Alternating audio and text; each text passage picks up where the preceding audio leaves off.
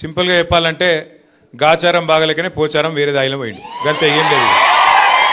గాచారం బాగలేదు ఆయన. ఎవడన్నా తెలిసి మునిగే పడవ ఎక్కుతాడు అసలు? నాకు అర్థం కాదు. ఆ కాంగ్రెస్ అనేది ఉండే పార్టీ గన్లో పోయి ఇక నేను మొదలు పుట్టుక కూడా నాది కాంగ్రెస్నే పుట్టినా అని చెప్పి డైలాగులు కొట్టి అందులో పడ్డాడు. పడి ఇవాళ గిలగిలా కొట్టుకునే పరిస్థితి. నేను చెప్తున్నా కేసీఆర్ ఇచ్చిందని అన్నం పెట్టిన పరిస్థితి కొంతమంది దౌర్భాగ్యాలు చేసినటువంటి బాధల వల్ల నేను కొంత నిర్ణయం తీసుకుని మారాల్సి వచ్చింది. ఆ కండువ కూడా జాతీయ కండువ ఒప్పుకున్నా. నయమైంది. ఈ కోర్టు కేసులు ఉన్నాయి ఇప్పుడు మా మీద. ఫిరాయింపుదారుల ఎమ్మెల్యే మీటింగ్ పెడితే అందరం పోయినాం. మీటింగ్ అయినాక విడివిడిగా మాట్లాడి పోయినాం. పొంగులేటి శ్రీనివాస్ రెడ్డి కూర్చున్నాడు, బట్టివి కూర్చున్నాడు ఆయన పొలిటికల్ ఆ ఛాంబర్లో.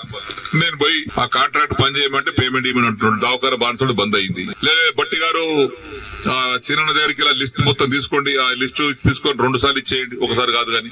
ఇక పొంగులేటి గారు ఆ లిస్ట్ తీసుకోండి, 2 సార్లు మీరు ఇచ్చేయండి. తెల్లారి ఫోన్ చేస్తే బట్టి లేవట్టాడు, పొంగులేటి లేవట్టాడు. ఏమని చెప్పుకోను నేను. ఇక వేం నరేందర్ రెడ్డి గారు బయట పిలిచిండు. వేమన్నా చిన్న బాధపడుతున్నాడు, అది ఇంకా పేమెంట్ కాలేదట, నువ్వన్నా మార్చి లోపల 3 విడతలు ఇప్పి. సరే ఆయన తీసుకుని ఆయన వెళ్ళిపోయాడు. తెల్లారి వేం నరేందర్ ఫోన్ చేస్తే ఆయన లేపడు. 50 సార్లు చేసిన ఒకసారి కాదు, 50 సార్లు లేపడు. ఏమని చెప్పుకోను నేను.